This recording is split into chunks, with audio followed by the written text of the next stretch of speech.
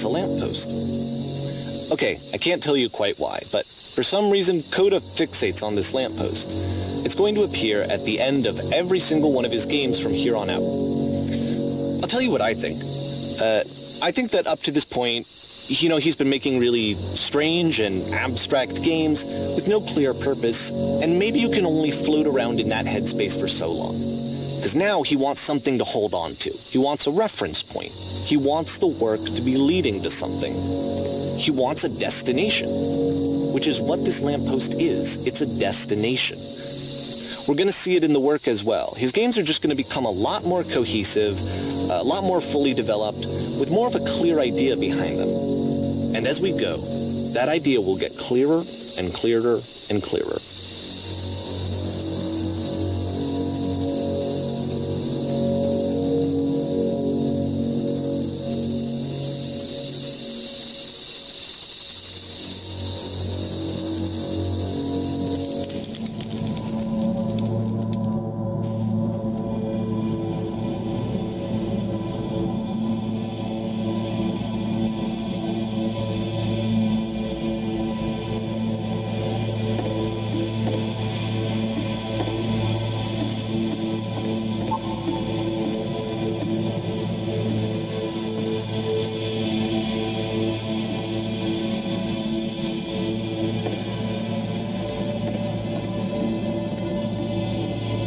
So first off, I'm sure you can deduce this, but this game is not connected to the internet. All of the notes that you're going to see have been written by Coda. This was actually the first game of his that I ever played. This was shortly after I met him at a weekend game jam in Sacramento, where I grew up. I saw him working on this very level, and it was just so different from anything that anyone else was doing. So right away I was like, I have to be friends with this person. In retrospect, I think I was probably a bit too pushy trying to get his attention. I was over-enthusiastic. But he was very gracious about it and very patient with me. And I cooled off eventually.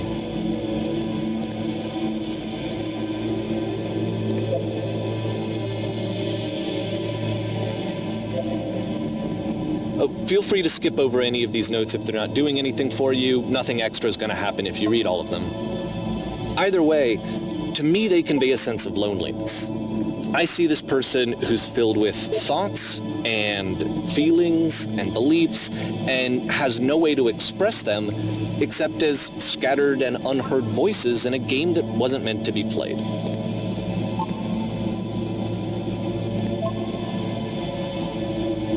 But it's ironic, isn't it, that in playing this game and seeing how alone Coda often felt, that we get to know him better and actually kind of connect with him.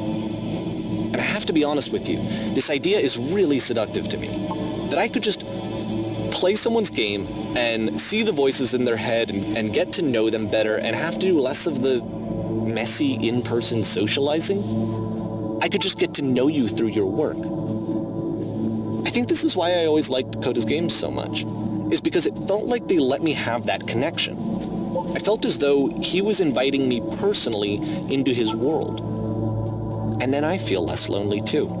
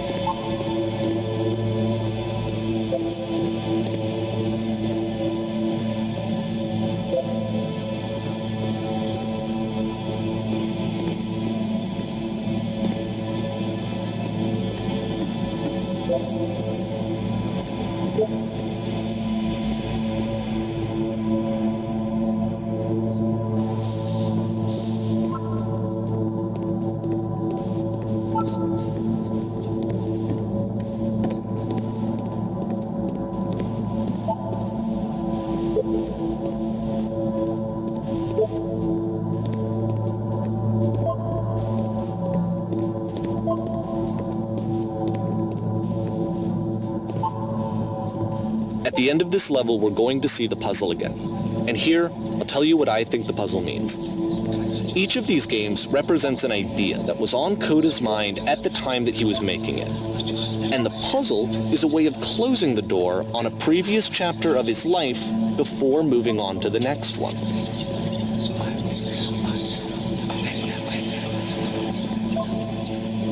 In each of his games, after exploring a theme that, he might find difficult, Coda can then place this puzzle that he knows has a reliable solution, he understands exactly how it works, and so it gives him a simple mechanism for moving on.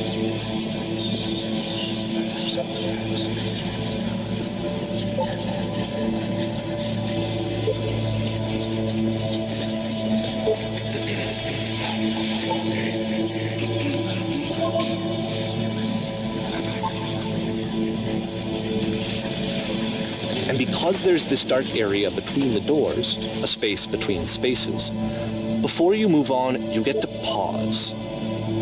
Just for a moment, a few seconds to reflect on and let go of the events that led you here.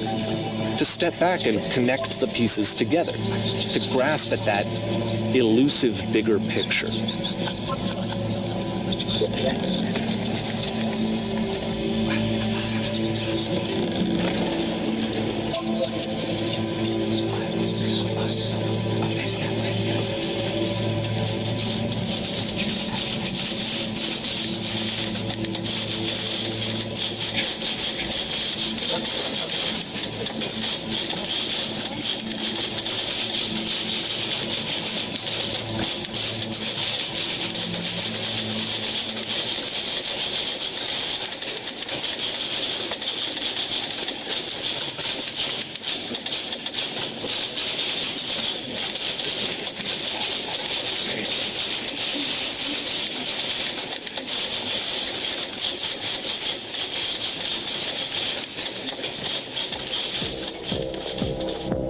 Okay, this one is tough. It's gonna kind of just spin its own wheels for a few minutes. Hang with it.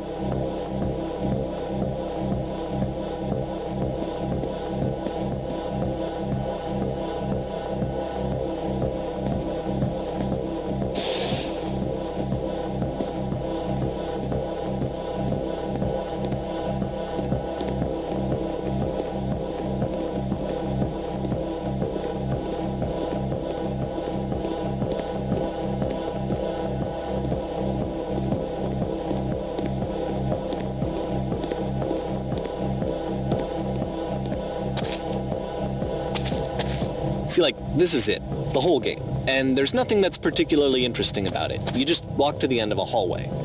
Except, for some reason, Coda gets really fixated on this prison that has all of this modern furniture. And I don't know why, but he decides he needs to revisit this prison. He's gonna start over, use the same assets, turn it into something else. Okay, cool, here's version 2.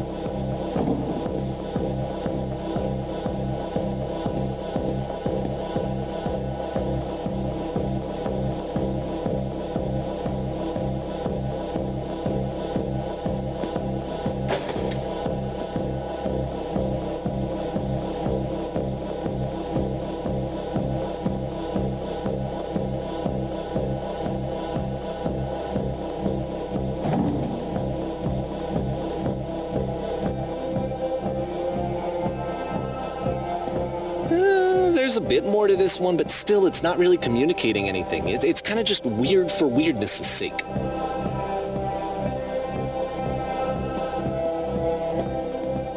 So okay, he throws it out and starts over. This time he comes at the prison idea from a different direction.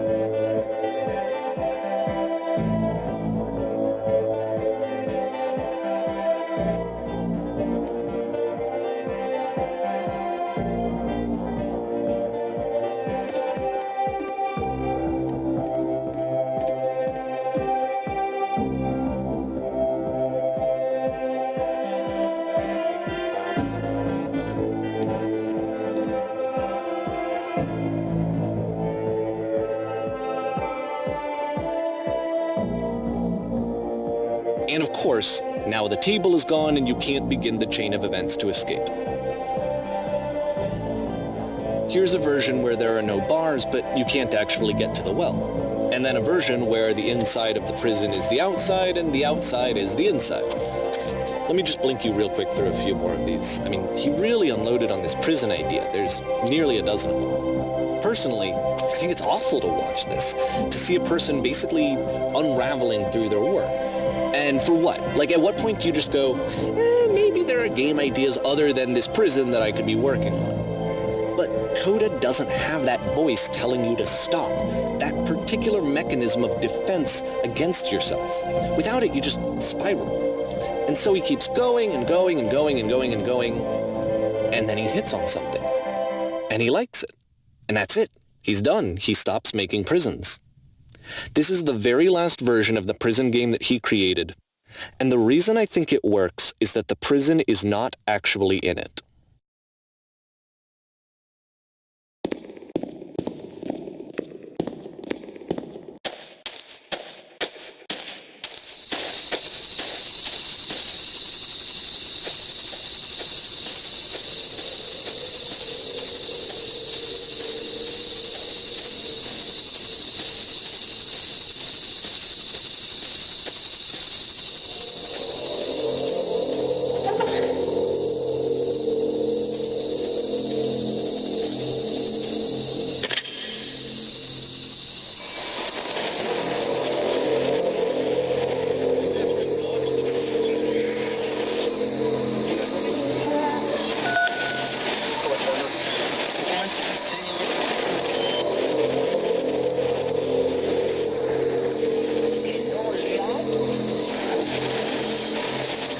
It's a conversation.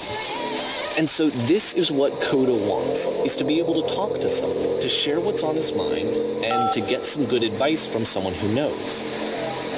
But the irony is that even in this scenario, you're still talking to yourself. You know, all of these games so far are Coda talking to himself.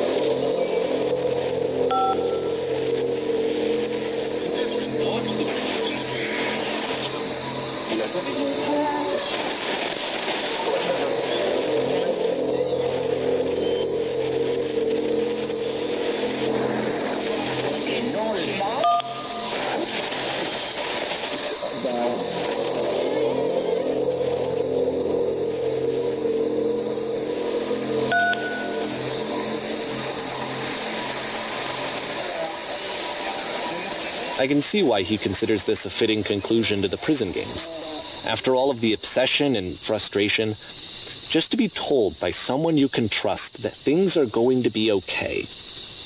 Wouldn't that be nice?